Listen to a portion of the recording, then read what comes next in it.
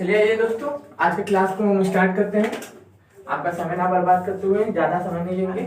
आज आज की जो हमारी क्लास रहेगी पूरी तरह क्या रहेगी, ऑल इंडिया एग्जाम को डेडिकेटेड रहेगी। वो चाहे यूपीएससी हो, चाहे बीपीएससी हो, चाहे कोई भी स्टेट पीसीएस एग्जाम हो, कोई भी एग्जाम हो ऑल ओवर इंडिया में। तो हमारा आज का जो टॉपिक है वो है मॉडर्न हिस्ट्री। तो आज से हम स्टार्ट कर रहे हैं आधुनिक भारत का इतिहास। आधुनिक भारत का इतिहास। अब मेरी बातों को ध्यान से सुनिए। देखिए, आधुनिक भारत के इतिहास हम कहाँ से शुरुआत करते हैं, जब अंग्रेजों का विदेशी आक्रमण जब विदेशियों का भारत में आगमन स्टार्ट होता है, उस समय से हम क्या करते हैं, मॉडर्न हिस्ट्री को स्टार्ट करते हैं। कई लोगों का मानना है कि मॉडर्न हिस्ट्री की शुरुआत औरंगजेब की मृत्यु के बाद होती है। जैसा कि आप सभी को पता है औरंगजेब की मृत्यु कब हुई थी, 1707 ईस्वी में हुई थी। तो चलिए हम आपको एकदम सीधे सीधे सिंपल माध्यम से सीधे तरीके से सब कुछ बताते हुए इस मॉडर्न हिस्ट्री की शुरुआत करते हैं। चलिए आइए, आप सबसे पहले ये देखिए, ये एक है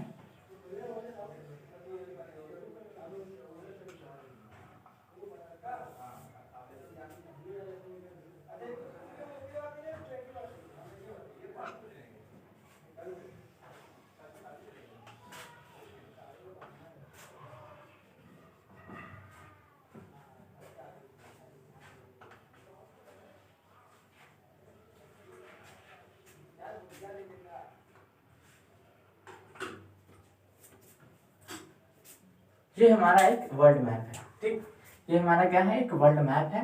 और ये हमारा रहा इंडिया, ये रहा हम लोगों का अफ्रीका, और इधर यूरोप वाला हिस्सा है। ठीक, अब देखिए, प्राचीन समय में बोलते हैं हम लोग कि भारत की जो सभ्यता है 5000 साल पुरानी है। अब भैया 5000 साल पुरानी है, हम लोग पुराने समय में क्या करते थे, पूरे विश्व से व्यापार करते थे, खास करके यूरोपियों से, विश्व से, ऑल ओवर वर्ल्ड से हम लोग क्या करते थे, व्यापार करते थे। लेकिन होता क्या है कि यहाँ पे ऑटोमन साम्राज्य, ये जो इलाका आप देख रहे हैं, दो रास्ते थे। एक तो क्या नाम है, रेड सी होते हुए यूरोप निकल जाना, एक तो स्वेज नहर जो बाद में खुली थी बहुत दिनों बाद, वो वाला रास्ता था। दो रास्ते से व्यापार होता था। इन दोनों रास्तों पे कब्जा किसका हो गया, अरबियों का कब्जा हो गया। ठीक, अरबियों का कब्जा हो गया। अब यूरोप से भारत का जो व्यापारिक संबंध था वो टूट गया। यूरोप से जो भारत का व्यापारिक संबंध था वो पूरी तरीके से अस्त व्यस्त हो गया, टूट गया। तो अब यूरोप में क्या होने लगी, हॉर्न मचने लगी कि क्या नाम है, नई नई रास्तों की खोज के लिए लोगों को ऊपर नए नए बहुत ज्यादा इनाम दिए जाने लगे कि आप नए रास्तों की खोज करिए, हाँ, हम आपको इनाम देंगे। वहाँ के जो राजा थे उनको लोगों को प्रोत्साहित करने लगे। तो मैं आपको ब्लॉग में भी दिखा देता हूँ ताकि आपको थोड़ा कंफ्यूजन दूर हो। ये देखिए, ये हम लोगों का भारत है, ये हम लोग का क्या है, ये हम लोग का भारत है।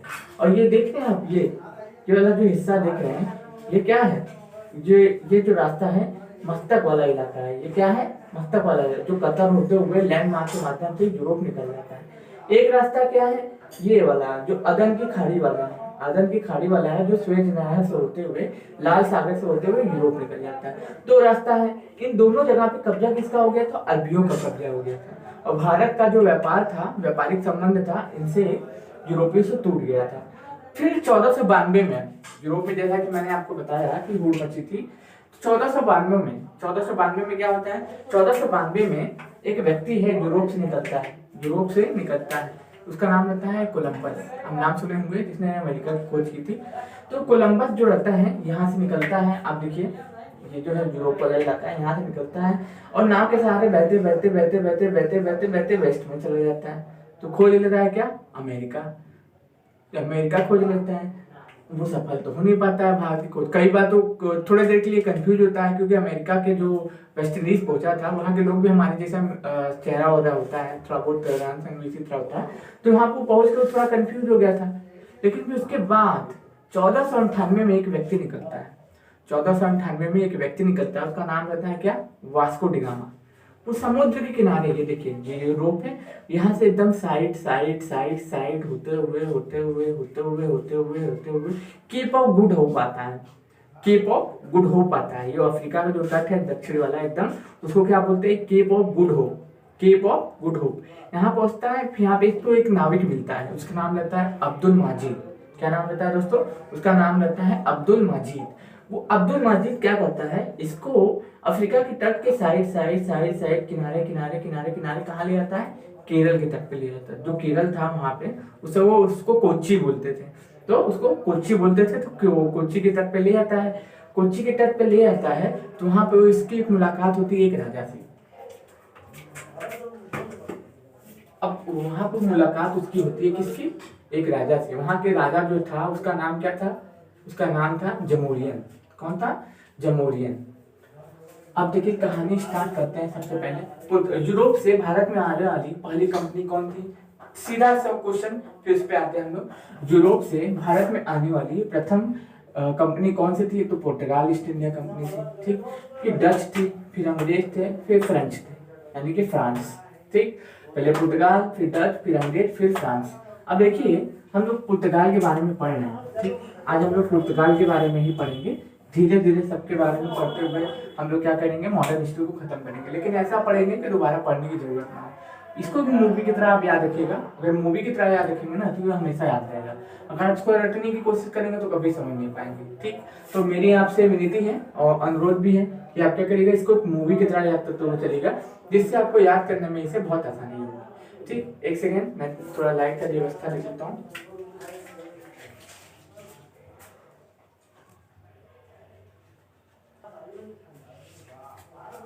थोड़ी टेक्निकल फॉल्ट आ गई है दोस्तों, लेकिन फिर भी हम क्लास को कंटिन्यू करेंगे, क्लास को रोकेंगे नहीं, क्योंकि आप लोग बहुत उम्मीद लेके आए हैं कि आज हम सर आपको क्लास कंप्लीट कराएंगे, तो उसको हम कंप्लीट ही करेंगे चाहे कुछ भी हो जाए, ठीक।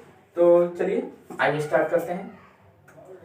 अब पूछेगा कि पुर्तगालियों द्वारा, ठीक।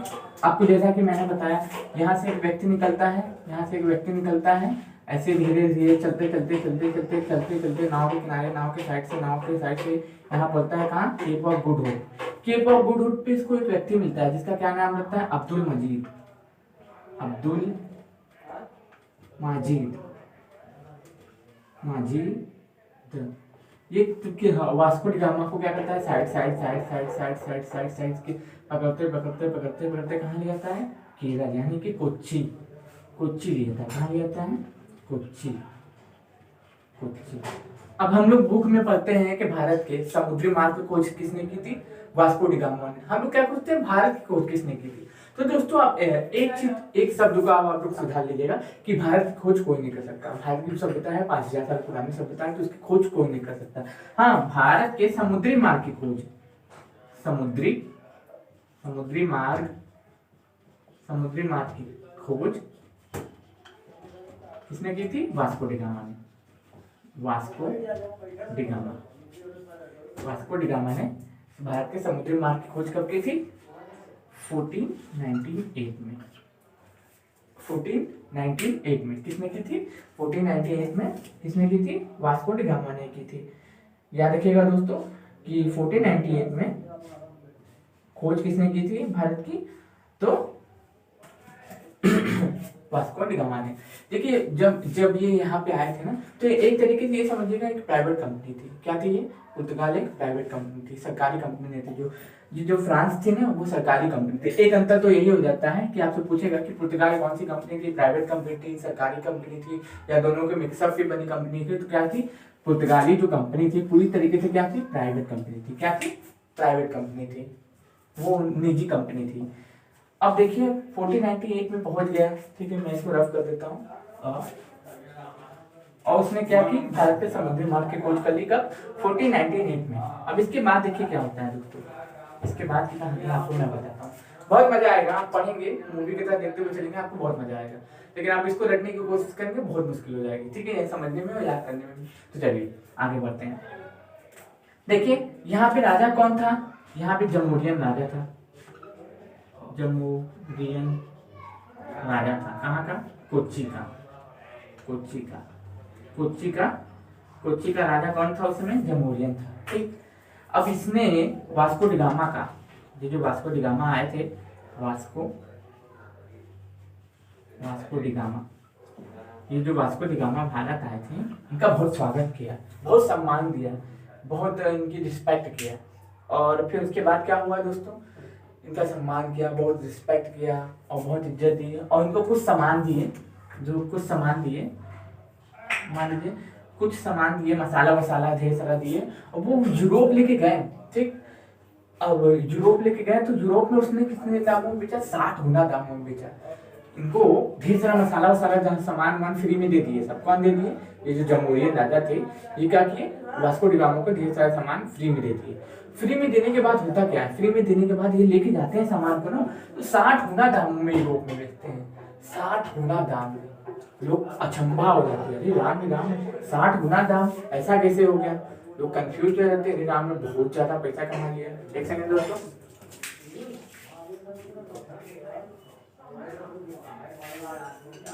अब आपको क्लियर दिखेगा, लाइटिंग सही होगी। 60 गुना दामों में पूरे के पूरे यूरोप में वो होड़ मच गई। तो अब क्या हो गया? पूरा का पूरा यूरोप परेशान हो गया। अब क्या खोजने में? नए नए मार्गों की खोज करने के लिए तैयार हो गया और खोजने लगा नई नई जगहों की खोज। तो आपसे पूछेगा ना कि वास्को डी गामा को किसने मसाला दिया था? तो किसने दिया था? जमहूरियत ने दिया था। कहाँ पे आया था वास्को डी गामा? सबसे पहले 1498 में कोच्चि में आया था। वास्को डी गामा को क्या मिला था? ढेर सारे सब मसाले वगैरह सब क्या होते फ्री में मिले, तो उसने वहां पे ले जाके 60 गुना दामों में बेचा था। मान लीजिए कुछ 100 रुपये पे दिया होगा या फ्री में दिया होगा, हम मान के चलते हैं वो पहाड़ में दे दिया था, उसको ले जाकर वो बहुत महंगा बेचा। ठीक, बहुत 60 गुना दामों में बेचा। कुछ ना कुछ लगा के दिया ही होगा, 100-200 जो भी हो लोगों का दे दिया होगा, और 60 गुना दामों में बेचा। पूरे यूरोप में हल्ला हो गया। अब आपसे पूछता है कि पुर्तगालियों का जो बेड़ा आया था भारत में, किसके नेतृत्व में आया था? तो प्रिंस हेनरी द नेविगेटर के नेतृत्व में भारत में बेड़ा आया था। क्या था? प्रिंस हेनरी द नेविगेटर के नेतृत्व में ये बेड़ा भारत भेजा गया था। चलिए अब हम इसको इरेज करते हैं और अब आगे बढ़ते हैं। ठीक, ये पता नहीं क्यों ये रफ हो जाता है, समझ नहीं आता है। चलिए अब इसको इरेज करते हैं और उनके बारे में अच्छे से चर्चा करते हैं। मैं इसे रफ कर देता हूँ अच्छे से, ताकि आपको एकदम क्लियर सब कुछ समझ में आए। कोई धुंध नहीं, कोई धोखा नहीं, सब क्लियर आपको समझ में आए, ताकि आपको याद करने में समझने में प्रॉब्लम नहीं। अब देखिए होता क्या है, जैसा कि मैंने आपको वास्को डी गामा के बारे में बताया। ठीक, तो फिर होता क्या है ना कि 1500 करीब 1500 में पेड्रो अल्वारेज पेड्रो क्या है दोस्तों? पेड्रो अल्वारेज क्या है? अल्वारेज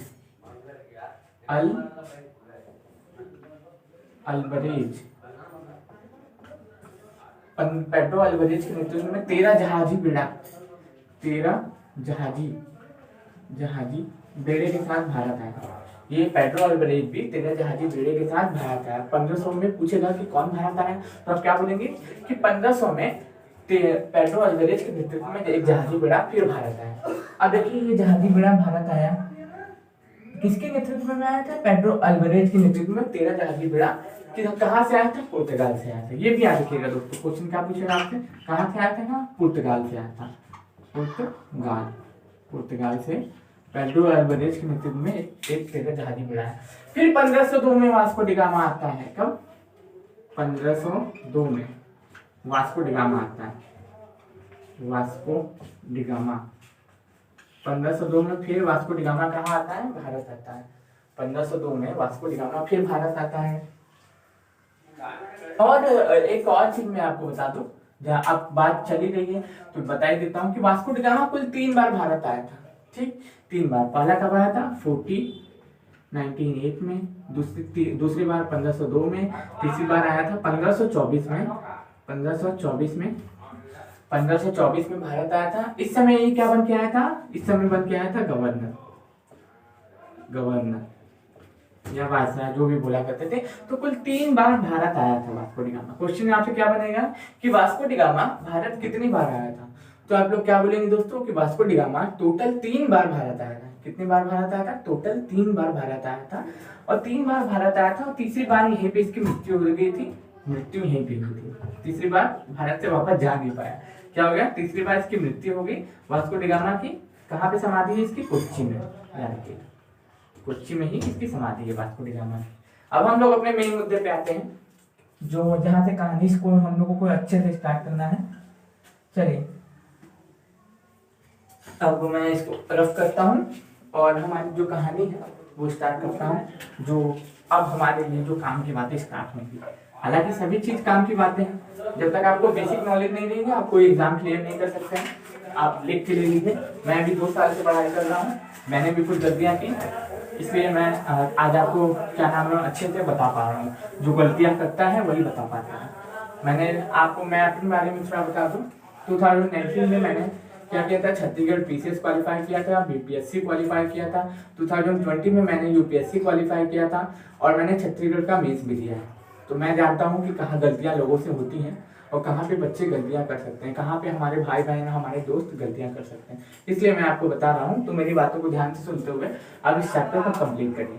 देखिए 1505 से 1509, 1505 से 1509 कौन हम गवर्नर बन के आता है? पुर्तगालियों का पहला गवर्नर बन के आता है फ्रांसिस्को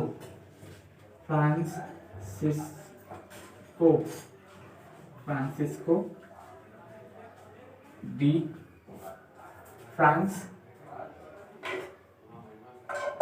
मैं लिख लेता हूँ उसको थोड़ा, हालांकि सही लिखा हुआ था, फ्रांसिस्को डी अल्मेडा,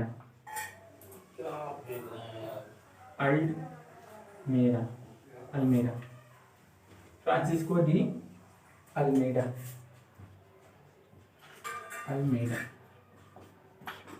ये पुर्तगालियों का पहला गवर्नर बन के भारत आया था। क्या बन के आया था? गवर्नर। अब आपसे क्वेश्चन क्या बनाएगा कि पुर्तगालियों का प्रथम गवर्नर कौन था या वायसराय कौन था? तो आप क्या बोलेंगे? फ्रांसिस्को डी अल्मेडा था। याद रखिएगा, भूलिएगा मत, क्या था? फ्रांसिस्को डी अल्मेडा था। अब हम लोग आगे बढ़ते हैं। इसने क्या चलाई थी पता है? ये जो हिंद महासागर वाला क्षेत्र है ना, ये जो हिंद महासागर वाला क्षेत्र है, इंडियन ओशन वाला, इसने शांत जल की नीति चलाई थी। क्या चलाई थी? शांत जल की नीति। इसको क्या बोलते हैं? शांत जल नीति। शांत जल की नीति चलाई थी। किसने चलाई थी? फ्रांसिस्को डी अल्मेडा ने चलाई थी। क्या चलाई थी? ब्लू वाटर पॉलिसी, इसको इंग्लिश में बोलते हैं ब्लू वाटर पॉलिसी। ठीक, ब्लू वाटर पॉलिसी चलाई थी। किसने? फ्रांसिस्को डी अल्मेडा ने। अब पूछेगा कि ब्लू वाटर पॉलिसी चलाने वाला कौन सा गवर्नर था पुर्तगालियों? क्या बोलेंगे? Francisco de Almeida. पुर्तगालियों का प्रथम गवर्नर कौन था? तो क्या बोलेंगे? Francisco de Almeida. अब चलिए आगे बढ़ते हैं। अब आपको मैं समझाता हूँ कि ब्लू वाटर पॉलिसी थी क्या।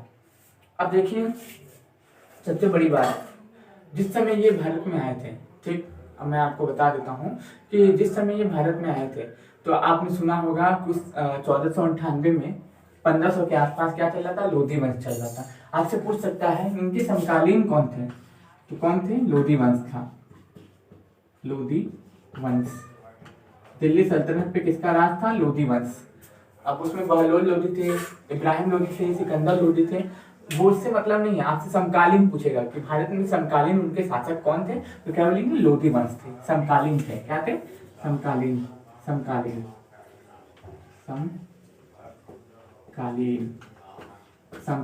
ये कालीन भैया नहीं है, ये समकालीन है। अब मैं आपको समझाता हूँ ब्लू वाटर पॉलिसी। ठीक है, कि जो हिंद महासागर वाला क्षेत्र था ना, हिंद महासागर वाला क्षेत्र जो था, वो क्या हुआ? इनका कब्जा हो गया था। किसका? पुर्तगालियों का। अब ये होता क्या था कि कोई भी विदेशी जहाज यहाँ पे आता था, यहाँ तक कि इनका भी जहाज, जो बादशाह हुआ करते थे, दिल्ली के शासक हुआ करते थे, उनका भी जहाज आता था ना, वो क्या करते थे? इसमें डुबो देते थे उनके जहाजों को। क्या करते थे? जहाजों को डुबो देते थे। अगर तुम्हें भारत की सीमा में प्रवेश करना है तो तुम क्या करोगे? टैक्स चुकाओगे, थोड़ा बहुत पैसा दोगे पुर्तगालियों को, तब क्या करोगे? भारत की सीमा में आओगे। नहीं तो उनके जहाजों को क्या करते थे? वो लोग हिंद महासागर में डुबो दिया करते थे, उसी में लड़ाई होती थी। और इसी नीति को कहते हैं शांत जल नीति हिंदी में, और अंग्रेजी में कहते हैं ब्लू वाटर पॉलिसी कहते हैं। ठीक है दोस्तों, अब आगे बढ़ते हैं। अब ये जो समझिए कि पुर्तगाली इतना शक्तिशाली कैसे होते गए। पुर्तगालियों के शक्तिशाली होने का कारण था मालूम है क्या? उनके पास अच्छी नौसेना थी। नौसेना,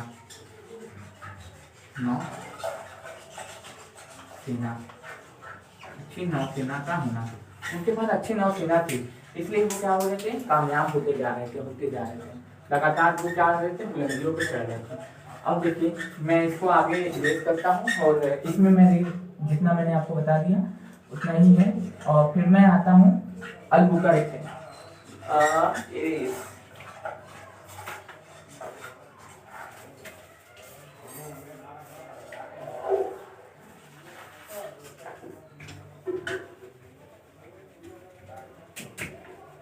रफ करने में ही थोड़ी सी समय लग रहा है दोस्तों, इसलिए आप लेक्चर को पूरा देखेंगे ना तो आपको बहुत अच्छा लगेगा, क्योंकि ये एक मूवी चल रही है, आप समझ के चलिए।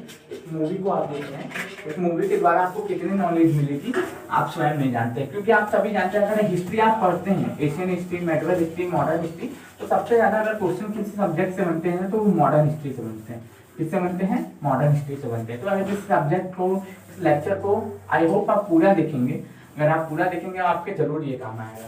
ठीक, तो अगला जो गवर्नर आता है अल्फांसो, क्या है?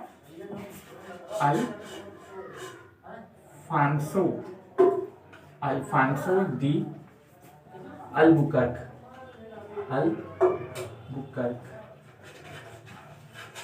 टाइम पीरियड 1509 से 1515। क्या है टाइम पीरियड? क्या है? 1509 से 1515। क्या है? 1509 से 1515। अब इसने क्या किया था? गोवा पे समुद्र बंदरगाह, गोवा जो था ना, गोवा, इसने 1510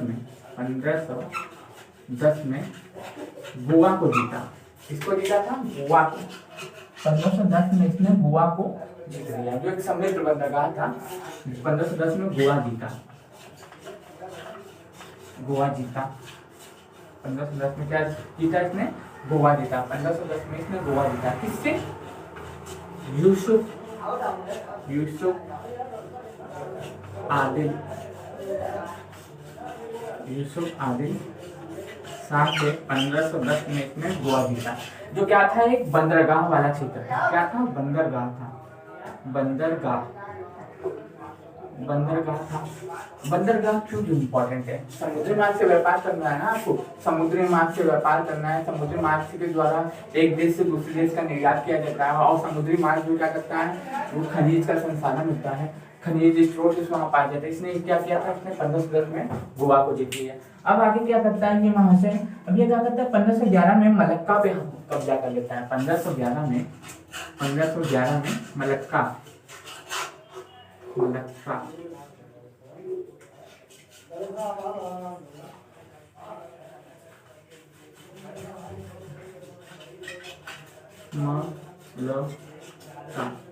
मलक्का पे कब्जा 1511 में। ठीक, अब इसको आप स्क्रीनशॉट भी ले लीजिए दोस्तों, मैं साइड में जाता हूँ।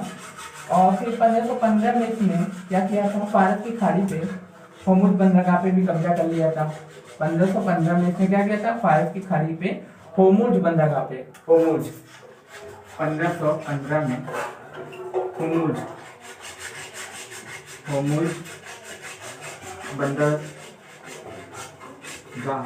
होमुज बंदरगाह पे भी कब्जा कर लिया था। और इसके बाद तो हद हो गई दोस्तों। इसने क्या किया था पता है? इसके बाद इसने पुर्तगालियों की आबादी बचाने के लिए पुर्तगालियों के साथ भारत की देखिए, अब दो धर्म है, एक तो अंग्रेज ईसाई है, एक है यहाँ के लोगों का धर्म अलग है। अब यहाँ के लोगों के बारे में जानने के लिए, यहाँ पे अपना आधिपत्य बढ़ाने के लिए, यहाँ पे लोगों के बीच अपने ईसाई धर्म का प्रचार करने के लिए इसने क्या किया भाई? पता है? इसने महिलाओं से भारतीय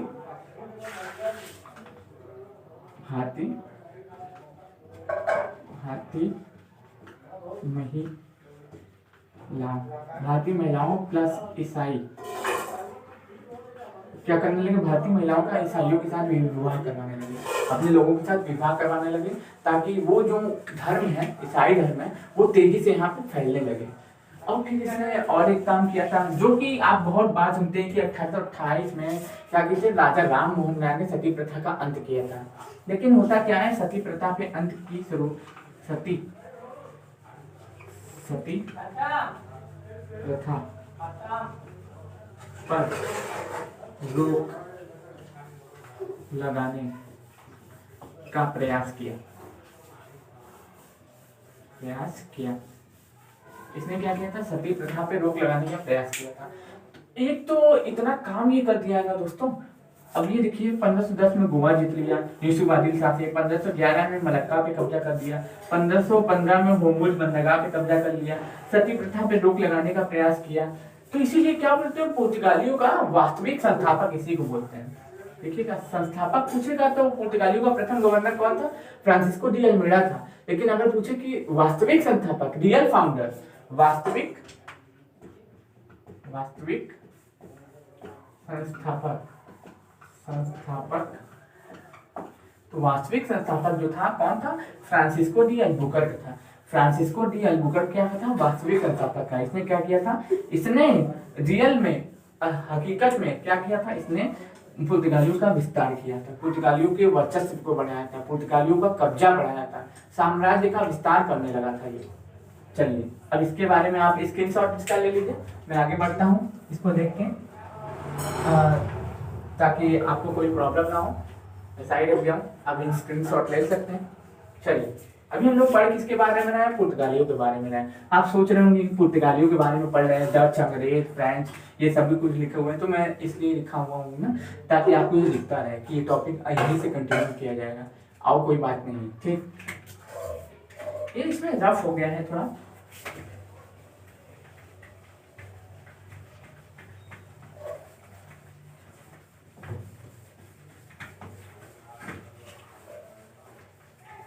अब मैं इसको थोड़ा साफ कर देता हूँ आपके लिए, ताकि आपको कोई भी प्रॉब्लम ना हो। आपको केवल क्लास का आनंद लेना है, बाकी सब काम आप मेरे ऊपर छोड़ दीजिए कि मैं आपको किस तरीके से याद कराता हूँ और किस तरीके से इस क्लास को अच्छे तरीके से कंप्लीट कराता हूँ। बस आप पढ़ने पे ध्यान दीजिए। अब देखिए, अब हमारे जो अगले आते हैं गवर्नर रहते हैं, वो 1500 में आते हैं नीनो दी कुन्हा। क्या नाम रहता है इनका? नीनो दी कुन्हा। चलिए स्टार्ट करते हैं। अल्बुकर्क की कहानी खत्म, फ्रांसिस्को डी अल्मेडा की कहानी खत्म, पेड्रो अल्वारेज की कहानी खत्म। अब हम आते हैं नीनो दी कुन्हा। नीनो दी कुन्हा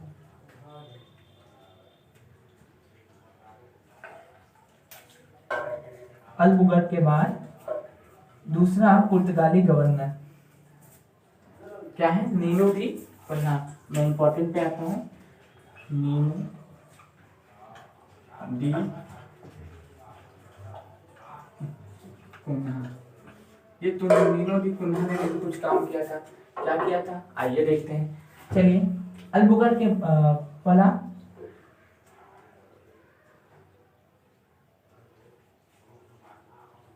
देखिए, मालूम हुआ क्या था कि मैं आपको बता रहा हूँ थोड़ा कहानी, आप ध्यान से सुनते हुए चलिएगा।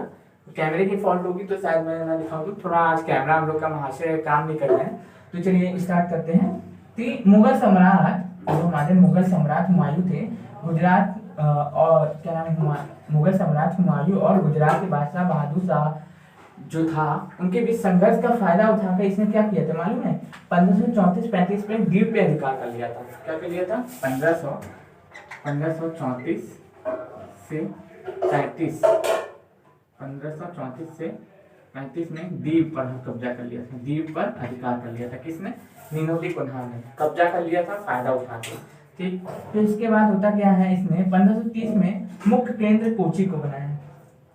इसमें क्या बनाया था? 1530 में मुख्य केंद्र कोची के स्थान पर गोवा को बनाया। अब एक क्वेश्चन आपसे बनेगा ना दोस्तों, आप सुनिए आप ध्यान से।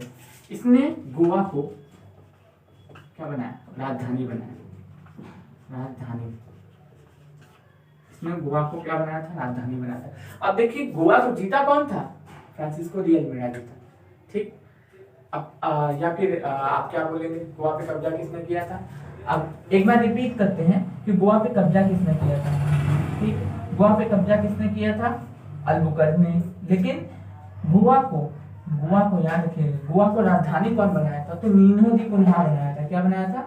नीनो दी कुन्हा ने गोवा को राजधानी बनाया था। क्या बनाया था? नीनो दी कुन्हा ने गोवा को राजधानी बनाया था। 90% लोग क्या बोलेंगे? अल्बुकर्क बनाया था, लेकिन नहीं, इसने गोवा को राजधानी बनाया था। किसने बनाया था? पुर्तगालियों ने। पुर्तगालियों ने ही क्या बनाया था? गोवा को अपनी राजधानी बनाया था। अब देखिए पुर्तगालियों के पतन के कारण क्या थे। अब जितना मैंने आपको बता दिया ना, इससे ज्यादा इम्पोर्टेंट आपके लिए कुछ नहीं हो सकता। इससे ज्यादा इम्पोर्टेंट आपको पुर्तगालियों से कुछ नहीं पूछेगा, क्योंकि फिर उसके बाद होता क्या है, पुर्तगालियों का जो विवाह होता है, जो अंग्रेजों के राजकुमार होते हैं उनके साथ, इनकी जो राजकुमारी होती है, इनके जो राजकुमार होते हैं इनके साथ इनका विवाह होता है। बम्बई दहेज पे दे देते हैं, बम्बई दहेज में दे देते हैं और भारत छोड़ के चले जाते हैं। अब होता क्या है, इनके पतन का कारण क्या था?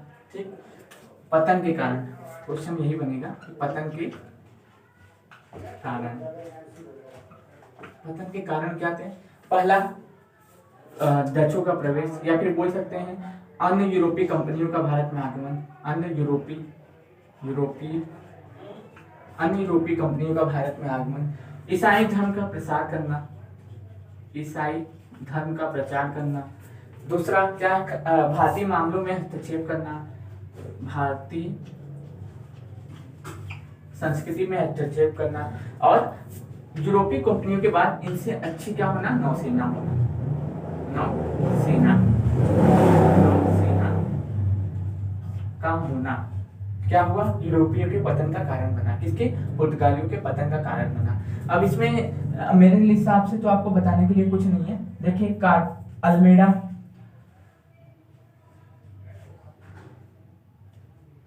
तो आज मेरे हिसाब से मुझे लगता है कि आज मुझे यहीं पे छोड़ना चाहिए, ताकि आपको भी थोड़ा रिलैक्स मिले। एक एक करके एक एक कंपनी के बारे में आप पढ़ेंगे तो आपको ज़्यादा से अच्छे से समझ में आएगा। अगर मैं एक एक साथ आपको सब कुछ बता दूंगा तो आपके दिमाग में भी नहीं बैठेगा, और फिर आप क्या करेंगे, आप इस लेक्चर को भी नहीं देखेंगे। अगर 1 घंटे 2 घंटे का लेक्चर हो जाएगा, तो मैं कोशिश करूंगा कि आपको धीरे धीरे पूरे की पूरी मॉडर्न हिस्ट्री कंप्लीट करा दूं। और इसकी प्लेलिस्ट हमारे चैनल पे आपको मिल जाएगी। मेरा नाम है शंकर डीन बाबा कुशवाहा। आप इसको सर्च मार के यूट्यूब पे मेरी क्लासेस कर सकते हैं।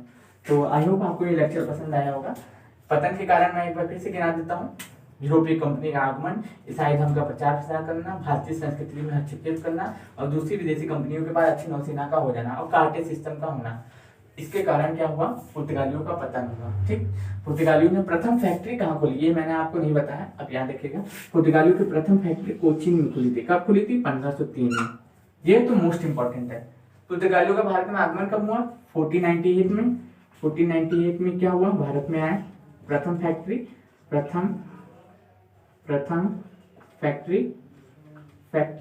प्रथम फैक्ट्री कहाँ खोली? कोचीन में। कहाँ पे? कोचीन में। कोच्चि या कोचीन में, कहाँ पे? कोच्चि में या कोचीन में अपन प्रथम फैक्ट्री खोली थी। इतना बताने के बाद मैं आपसे अलविदा लेता हूँ। अब अगला लेक्चर जो आएगा किस पे आएगा? डच पे आएगा, अंग्रेज पे आएगा, और धीरे धीरे करके मैं आपको पूरी मॉडर्न हिस्ट्री कंप्लीट करा दूंगा। आई होप आपको ये लेक्चर अच्छा लगा। अगर अच्छा लगे तो लाइक करें, सब्सक्राइब करें, और हमें जरूर सपोर्ट करें, क्योंकि हम आपके लिए इतना कर रहे हैं तो आप इतना तो कर ही सकते हैं। धन्यवाद।